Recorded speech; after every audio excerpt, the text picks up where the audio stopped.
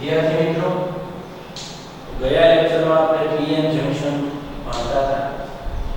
હવે પીએન જંકશનની અંદર બે પ્રકારના પ્રવાહ આવે છે. કેટલા પ્રવાહ આવે છે? બે. પહેલો પ્રવાહ છે ડિફ્યુઝન પ્રવાહ, બીજો છે ડ્રિફ્ટ પ્રવાહ. હંમેશા જંકશનની અંદર બે પ્રવાહ મળે.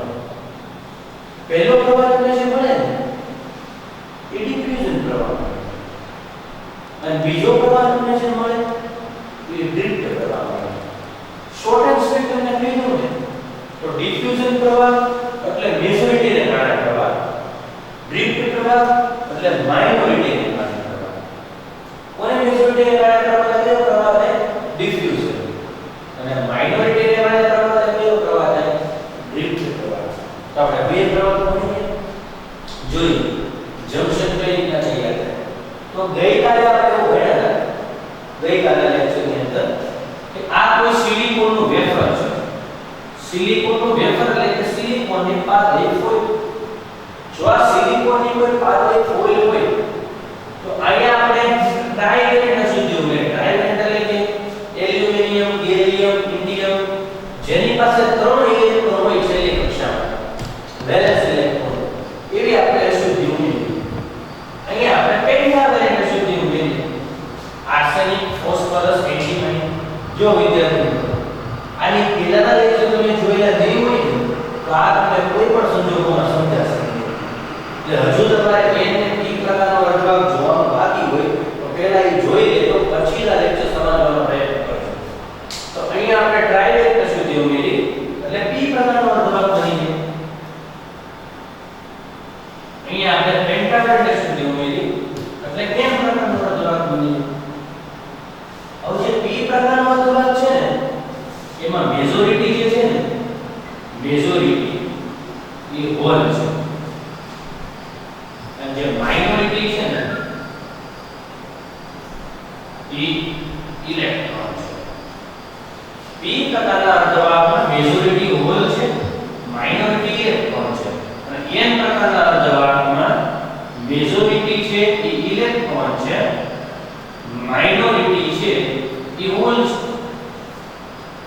બને છે કેવું, આની પાસે ઇલેક્ટ્રોન મેજોરિટી છે n છે, આ n છે, આ p છે, આની પાસે ઇલેક્ટ્રોન મેજોરિટી છે, તો આના ઇલેક્ટ્રોન આ p ની અંદર ડિફ્યુઝન થવા માટે તો n ના ઇલેક્ટ્રોન p ની અંદર વહ્યા જાય.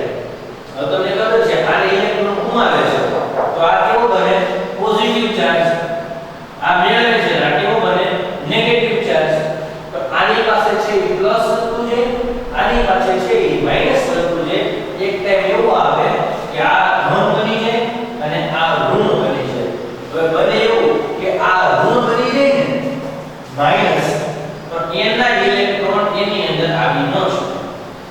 n ના ઇલેક્ટ્રોન p ની અંદર આવી શકે નહીં. શું કામ? p નો ઋણ અને n ના ઇલેક્ટ્રોન નો ઋણ બંને વચ્ચે અપાકર્ષણ થાય.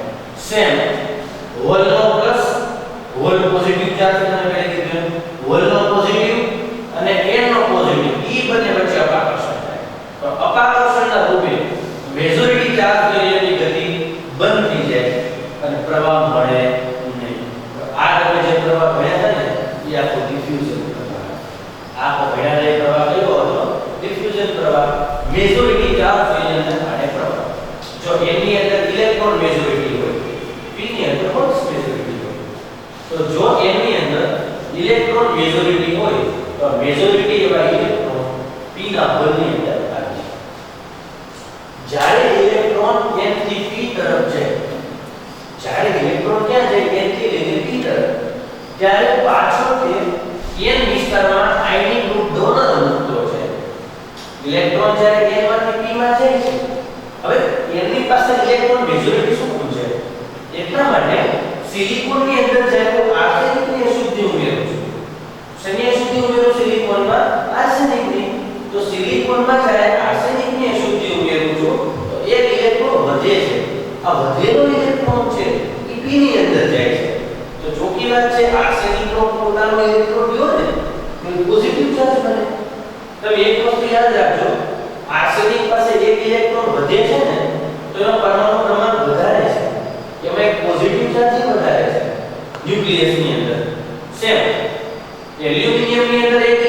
ઘટે છે તો સામો એના ન્યુક્લિયસમાં એક ધન વીજભાર પણ ઓછો છે. તો જ્યારે ઇલેક્ટ્રોન n માંથી p તરફ જાય ત્યારે પાછળના વિસ્તારમાં આયનીકૃત ડોનર આર્સેનિક ફોસ્ફરસ આમંતું છે. આ આયનીકૃત ડોનર ધન વીજભારી છે. એ ગતિશીલ નથી. આ જે આર્સેનિક છે ને એ ગતિ નથી કરતો. તે કેવો હોય છે? સ્થિર હોય છે. શું કામ સ્થિર હોય છે? કારણ કે તે આજુબાજુના પરમાણુ વડે બંધિત છે. તે આજુબાજુના પરમાણુથી બંધાયેલો છે. આર્સેનિક ગતિશીલ નથી. જેમ ઇલેક્ટ્રોન n થી p તરફ વિસ્તરણ ચાલુ રાખે, જેમ ઇલેક્ટ્રોન n માંથી p માં વિસ્તરણ પામે, ઇલેક્ટ્રોન n માંથી p ની અંદર જાય, તેમ ધન વીજભારી સ્પેસ n તરફના વિસ્તારમાં રચાય. જેમ આ n છે ઇલેક્ટ્રોનને ગુમાવે તેમ ત્યાં પોઝિટિવ ચાર્જ બનતો છે. એટલે મીન્સ કે આ રીતની વાત થાય કે આ સિલિકોનનું વેફર હતું, અહીંયા તો p પ્રકારનો અર્ધવાહક, અહીંયા n પ્રકારનો અર્ધવાહક, આ એક નાનું એવું તમે કાલ્પનિક જંકશન વિચારો.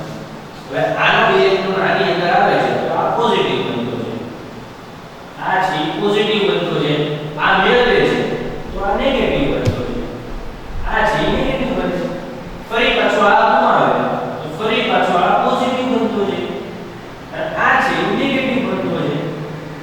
તો આવો આખો વિસ્તાર એને કહેવાય ડેપ્લિનેશન વિસ્તાર. આવા વિસ્તારને શું આપણે કહીએ છીએ? ડેપ્લિનેશન ચાર્જ વિસ્તાર. કેમ કે આ એક ગુમાવે છે તો પોઝિટિવ બનતો ગયો, p મેળવે છે તો નેગેટિવ બનતો ગયો. તો એવી રીતે શું સમજવું? આજુબાજુના પરમાણુઓ વડે બંધિત હોય છે. જેમ ઇલેક્ટ્રોન n થી p તરફ વિસ્તરણ પામે તે ચાલુ રાખે એમ ધન વીજભારી સ્પેસ n તરફ વધતો છે. જેમ ઇલેક્ટ્રોન n માંથી p ની અંદર જાય તો જેમ ઇલેક્ટ્રોન n માંથી p માં જાય એમાં પોઝિટિવ ચાર્જ વધતો છે. એ કેવો છે? પોઝિટિવ થઈ જાય. તેવી જ રીતે હોલ જેમ p થી n તરફના વિસ્તાર છે. જેમ ઇલેક્ટ્રોન n માંથી p માં જાય એ હોલ શેમાં જાય? p માંથી લઈને n માં. હોલ જેમ p માંથી n તરફના વિસ્તારમાં જાય તેમ પાછળના વિસ્તારમાં અશુદ્ધિ છોડતા જાય, જે ગતિશીલ ઋણ વીજભારી થાય. જેમ હોલ p માંથી n ની અંદર છે તો માઈનસ કરે. હવે તમને એટલું યાદ ન રહે તો મેં કીધું સિમ્પલ એન્ડ શોર્ટ યાદ રાખો. આને ઇલેક્ટ્રોન ગુમાવ્યો પોઝિટિવ બન્યો, આને મેળવ્યો નેગેટિવ. કાયમ યાદ રાખો. અથવા તો આના ઇલેક્ટ્રોન આની અંદર આવે આથી આ પોઝિટિવ, આના હોલ ઓલાની અંદર છે આથી નેગેટિવ. હોલની ગતિ તમને સમજાઈ ગઈ હોય. ખબર ને હોલની ગતિ શું છે? વેલેન્સ ઇલેક્ટ્રોનની ગતિ આની પહેલા મેં સમજાવ્યું હતું. કોઈ હોલ પડે, ઇલેક્ટ્રોન સ્વીકારવાની વૃત્તિ ધરાવે, એ આજુબાજુના ઇલેક્ટ્રોન ખેંચી જાય, આખો એટલે પોઝિટિવ ચાર્જ સમજાવ્યો હતો. ટૂંકમાં હોલની ગતિ એટલે વેલેન્સ ઇલેક્ટ્રોનની ગતિ છે. એ તમે આગળના લેક્ચરમાં તમને સમજાવી દઉં છું. હવે હોલ જેમ p થી n તરફ જાય તેમ ઋણ વીજભારનું એક સ્તર p તરફના વિસ્તારમાં રચાય છે. હોલ જેમ n ની અંદર છે એમાં માઈનસ બનતો છે, ઇલેક્ટ્રોન જેમ p ની અંદર છે એમાં પ્લસ બનતો છે. અને જંકશનની બંને બાજુના વિસ્તારના સ્પેસ ચાર્જ વિસ્તાર, આવો એક સ્પેસ ચાર્જ વિસ્તાર ક્રિએટ થાય. આ વિસ્તારને કહેવાય ડેપ્લિનેશન વિસ્તાર. કારણ કે જંકશનની આસપાસ ઇલેક્ટ્રોનની ગતિ અને હોલની પ્રારંભિક ગતિને કારણે આ વિસ્તારમાં મુક્ત ઇલેક્ટ્રોન રહેલા છે. શું કહે છે? જંકશનની બંને બાજુના આવા વિસ્તારને ડેપ્લિનેશન વિસ્તાર કહે છે. તો જંકશનની બંને બાજુનો આવો વિસ્તાર છે એને કહેવાય ડેપ્લિનેશન વિસ્તાર. હવે કોઈ કે સર કેમ અહીંયા રચાણો છેલ્લે કેમ ન રચાણો? તો જંકશનની બાજુમાં પહેલા છે ને, સૌથી પહેલા તો ઇલેક્ટ્રોન જાય, અહીંયા હોય પહેલા જંકશન કૂદે, અહીંયા હોય પછી કૂદવાનું. તો ચોખ્ખી વસ્તુ છે. તો સૌથી પહેલા ડેપ્લિનેશન ચાર્જ ક્યાંથી રચાવાનો? જંકશન પાસેથી. સપોઝ કે જંકશન છે તો અહીંયા જ પહેલા ડેપ્લિનેશન વિસ્તાર ચાલુ થઈને રચાવાનો. કેમ કે અહીંના ઇલેક્ટ્રોન પહેલા જવાના, અહીંના જે ઇલેક્ટ્રોન છે એ પહેલા જંકશન કૂદી જાય, અને અહીંના હોલ્સ પહેલા મેળવવાના. અને પહેલા અહીંયા પ્લસ બને, પહેલા અહીંયા માઈનસ બને. તો જંકશનની બંને બાજુના આવા વિસ્તારને, આ વિસ્તારને ડેપ્લિનેશન વિસ્તાર કહે છે. કારણ કે જંકશનની આસપાસ ઇલેક્ટ્રોનની ગતિના કારણે અને હોલની ગતિના કારણે આ વિસ્તારમાં વિદ્યુતભાર રહેતા નથી. આ જે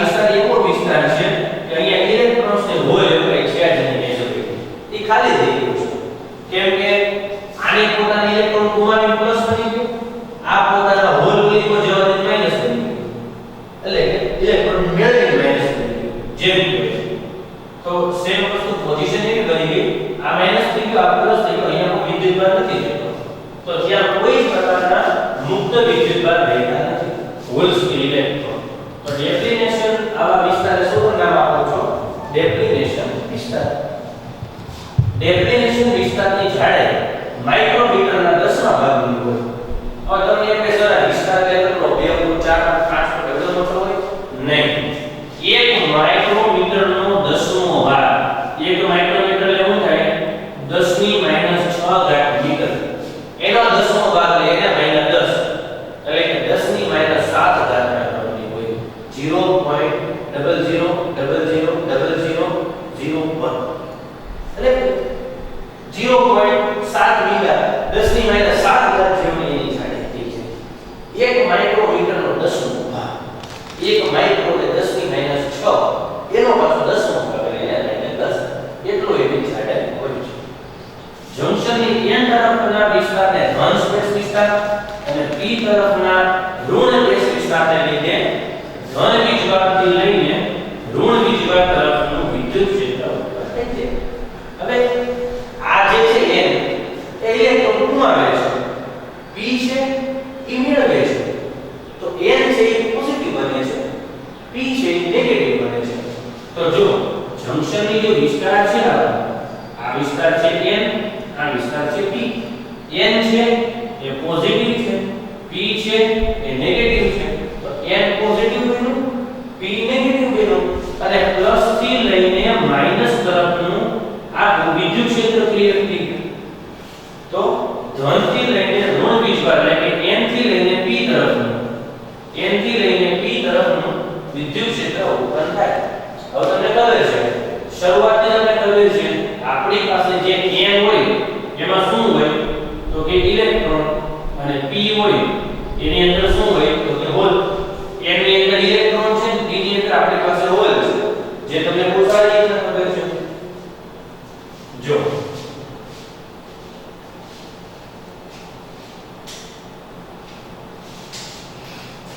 હવે બીજો છે શું આપણી પાસે પોસિબિલિટી આપી છે આ આપણો જે અર્ધવાહક હતો ને આ તો n પ્રકારનો આ અર્ધવાહક કેવો હતો તો કે p પ્રકાર આ આપણો n અને આ હતો અર્ધવાહક p આ છે n છે આ છે p છે આની પાસે મેજોરિટી શું હતી કે મેજોરિટી હતા ઇલેક્ટ્રોન માઇનોરિટી શું હતા તો કે હોલ આની પાસે શું હતા મેજોરિટી તો કે હોલ શું હતા માઇનોરિટી તો કે ઇલેક્ટ્રોન હવે હંમેશા એટલે મેજોરિટી જેની સંખ્યા વધારે હોય એ જ ગતિ કરવાનો છે તો આની પાસે મેજોરિટી ઇલેક્ટ્રોન છે એટલે આ સાઈડ લઈ ગયા જો આ સાઈડ ગયા તો ઇલેક્ટ્રોન ગુમાવ્યા આથી આ બન્યું તો પોઝિટિવ જંક્શનની બાજુના વિસ્તાર આને મેળવવા ત્યાં બન્યું તો નેગેટિવ અથવા આના હોલ એનો છે જેમ છે ફરી પાછા આ જે ગુમાવવાના ચાલુ છે અને ઇલેક્ટ્રોન આને મેળવવાનું ચાલુ છે અથવા તો એમ કહી શકો p ના હોલ છે એની અંદર છે આથી એવું બની ગયું આ જે વિસ્તાર છે ને આ વિસ્તારને હું તમને નામ આપું છું ડેફિનેશન વિસ્તાર અહીંયા હોલ નથી અહીંયા ઇલેક્ટ્રોન નથી એ પોતપોતાના મેજોરિટી ચાર્જ કેરિયરથી ખાલી થઈ ગયા છે હવે બને છે જોયું છે આગળ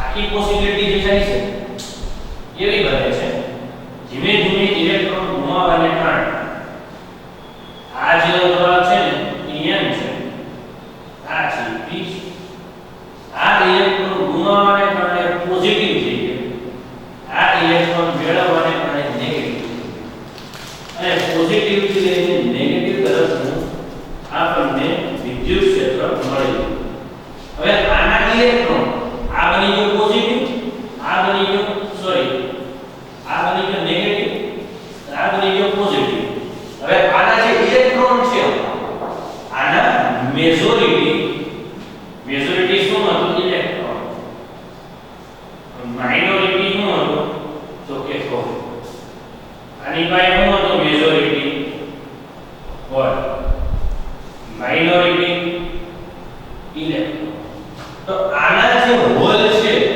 હોલનો ચાર્જ કેવો હોય પોઝિટિવ તો પોઝિટિવ ને આ પોઝિટિવ વાળા પર આકર્ષણ થાય માઇનોરિટી ઇલેક્ટ્રોન અહીંયા શું છે મેજોરિટી ઇલેક્ટ્રોન જે નેગેટિવ હોય હોલ જે પોઝિટિવ હવે આના મેજોરિટી જેવા ઇલેક્ટ્રોન ને માઈનસ ચાર્જ ને આ p ના માઈનસ ચાર્જ ને આકર્ષણ થાય સેમ વસ્તુ આના મેજોરિટી એવા હોલ ના પોઝિટિવ ચાર્જ ને હોલ એટલે પોઝિટિવ તો આની અંદર મેજોરિટી એ હોલ છે ઈ પોઝિટિવ છે આથી એ પોઝિટિવ અને n નો પોઝિટિવ ઉકા બે પોઝિટિવ કર્યું ઇલેક્ટ્રોન ગુમાવવાને કારણે બે તરફ આકર્ષણ સેમ આના મેજોરિટી એવા ઇલેક્ટ્રોન નો નેગેટિવ અને p નો નેગેટિવ એ બંને વચ્ચે આકર્ષણ તો આ આકર્ષણને કારણે મેજોરિટી ચાર્જ ની ગતિ અટકી જાય અને અટકી જવાને કારણે પ્રવાહ કેવો થઈ જાય બંધ થઈ જાય પણ માઇનોરિટી ગતિ કરી શકે માઇનોરિટી શું ગતિ કરી શકે p ની અંદર માઇનોરિટી ઇલેક્ટ્રોન છે તો ઇલેક્ટ્રોન નો માઈનસ અને n નો પ્લસ સેમ આનો માઇનોરિટી નો હોલ છે તો હોલ નો પ્લસ અને p નો માઈનસ તો માઇનોરિટી ચાર્જ છે ને એની વચ્ચે આકર્ષણ થાય મેજોરિટી વચ્ચે આકર્ષણ થાય તો મેજોરિટી ગતિ નહીં કરે પણ માઇનોરિટી ગતિ કરશે વિદ્યાર્થી મિત્રો એક વસ્તુ યાદ રાખજો જો તમે રેગ્યુલર નહીં વાંચો તો તમને સાડી નગર પર થોડું હવેથી અઘરું પડશે કેમ કે તમે અત્યાર સુધી ભણ્યા છો ને કે એકલો n એકલો p હવે તમે કમ્બાઈન કરો છો pn જોશો તમે જેને બાયસ લેશો બાયસ આપો તો તમે રેક્ટિફાયર માં જશો રેક્ટિફાયર માં તમે ટ્રાયોડ ભણશો ટ્રાન્ઝિસ્ટર ભણશો બે બાજુ n ને વચ્ચે p કે બે બાજુ p વચ્ચે n એટલે ત્રણ ગતિ ભણવાની એટલે થોડું વ્યવસ્થિત વાંચતા જાવ ને તો તમારે વાંધો નહીં આવે જો અહીંયા જે આપણી પાસે અર્ધવાહક છે એ p છે અહીંયા જે અર્ધવાહક છે એ n છે જે p પ્રકારનો અર્ધવાહક છે ને એમાં તમારે જે મેજોરિટી છે ને અહીંયા શું છે મેજોરિટી વધારે શું છે વધારે હોલ ઓછા ઇલેક્ટ્રોન અહીંયા શું છે એની અંદર તો કે વધારે ઇલેક્ટ્રોન ઓછા હોલ વધારે એટલે મેજોરિટી ઓછા એટલે માઇનોરિટી તો આ જે છે ને p ઇલેક્ટ્રોન મેળવવાને કારણે નેગેટિવ બની ગયો છે n જે ઇલેક્ટ્રોન ગુમાવવાને કારણે પોઝિટિવ બની ગયો છે હવે હોલ તો પોઝિટિવ જ હોય ઇલેક્ટ્રોન નેગેટિવ સેમ વસ્તુ અહીંયા એક નિયમ લાગુ પડે કે બીજો નિયમ લાગુ પડે અહીં ઇલેક્ટ્રોન જે નેગેટિવ બની જાય ઓછા હોલ છે પોઝિટિવ છે તો જો મેજોરિટી એવા n ના ઇલેક્ટ્રોન અને p નો માઈનસ અપાકર્ષણ સેમ વધારે એવા p ના હોલ અને n નો પ્લસ જેને આકર્ષણ થાય તો તમે કહો છો પહેલા મેજોરિટી ચાર્જ કેરિયરની ગતિ હતી હવે કેમ બંધ થઈ ગઈ છે મેજોરિટીની ગતિ તો મેજોરિટીની ગતિ એટલા માટે બંધ થઈ ગઈ છે કેમ કે મેજોરિટીનો ચાર્જ જે મેજોરિટીનો ચાર્જ પ્લસ કે માઈનસ અને સામેવાળી જે પાર્ટી છે p કે n એનો ચાર્જ બે સમાન થઈ જાય છે પહેલા કોઈ n કે p ઉપર ચાર્જ નહોતો ખાલી હોલ કે ઇલેક્ટ્રોન ને ચાર્જ હતા હવે b ને ચાર્જ છે એનો ગુમાવવાને કારણે પોઝિટિવ બન્યો p મેળવવાને કારણે નેગેટિવ બન્યો એટલે ઇલેક્ટ્રોન ને જવું હોય n માંથી p માં તો p અપા કરશે એટલે ન જઈ શકે સેમ p ના હોલ ને n માં જવું હોય ને તો n નો આવવા દે શું કામ n પોઝિટિવ છે અત્યારે અને p ના હોલ ને પોઝિટિવ હોય તો પોઝિટિવ વચ્ચે અપાકર્ષણ થાય તો ડિફ્યુઝન પ્રવાહ મેજોરિટી ને કારણે પ્રવાહ બંધ થઈ જશે પણ માઇનોરિટી નો પ્રવાહ ચાલુ થશે હવે માઇનોરિટી એટલે તો કે જે ઓછા છે તો p ની અંદર હોલ તો વધારે છે ઇલેક્ટ્રોન ઓછા છે તો જે ઓછા છે ને એ જઈ શકે તો p ના જે ઇલેક્ટ્રોન છે જે ઓછા છે એનો માઈનસ અને n નો પ્લસ આકર્ષણ સેમ n ના હોલ જે ઓછા છે એ પ્લસ અને p નો માઈનસ ઈ બંને વચ્ચે આકર્ષણ થાય તો આ માઇનોરિટી ચાર્જ કેરિયરને કારણે પ્રવાહ મળે છે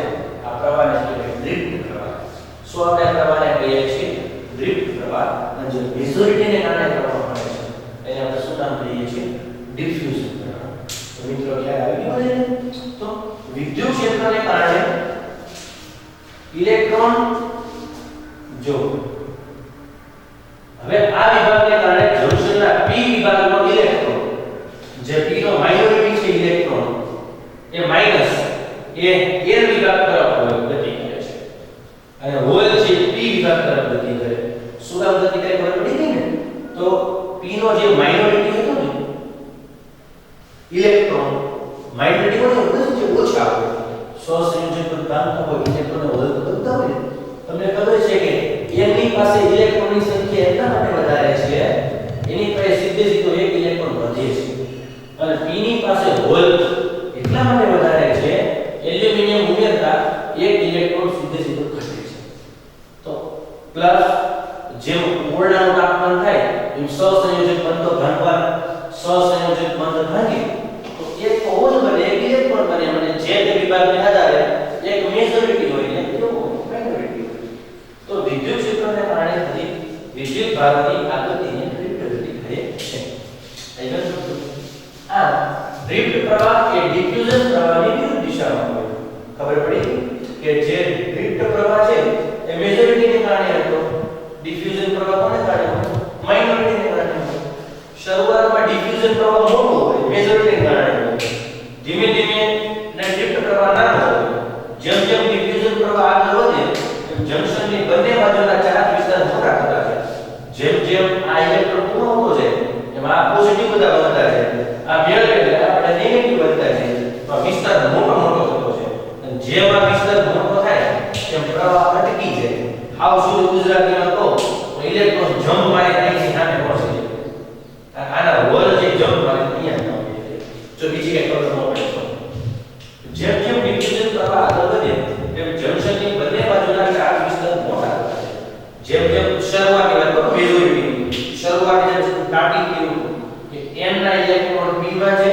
p ના હોલ n માં છે મેજોરિટી ચાર્જ છે અથવા તો આ ઇલેક્ટ્રોન ગુમાવે આ ઇલેક્ટ્રોન મેળવે આવ શરૂઆત તો આ પોઝિટિવ બનતા છે આ નેગેટિવ બનતા છે એટલે આના હોલ પૂરાઈ જાય આના પાછા પોઝિટિવ તો જો વિદ્યુત ક્ષેત્રની તીવ્રતા વધારે અને ડ્રિફ્ટ પ્રવાહ પણ વધે જેમ જેમ આ પોઝિટિવ બનતો છે જેમ જેમ આ નેગેટિવ બનતો છે એમ ડિફ્યુઝન પ્રવાહ તો બંધ થઈ જાય પણ જે માઇનોરિટી લેનારા પ્રવાહ છે ડ્રિફ્ટ પ્રવાહ છે એની વચ્ચે વિરુદ્ધ આકર્ષણ હોય છે તો એને વધારે છે અને આ રીતે ડિફ્યુઝન પ્રવાહ અને ડ્રિફ્ટ પ્રવાહ સરખા થઈ જાય ત્યાં સુધી આ પ્રોસેસ ચાલે અને જ્યારે સંતુલનમાં આવી જાય ત્યારે p n જંક્શન રચાય અને જ્યારે તમે સંતુલનમાં આવી જાય ડિફ્યુઝન પ્રવાહ અને ડ્રિફ્ટ પ્રવાહ પછી કોઈ પ્રકારનો પ્રવાહ આપણને મળતો નથી તો n વિસ્તારમાંથી ઇલેક્ટ્રોનની સંખ્યા ઘટવાને કારણે અને ગુમાવી દીધા તેમજ p વિભાગમાં વધવાને કારણે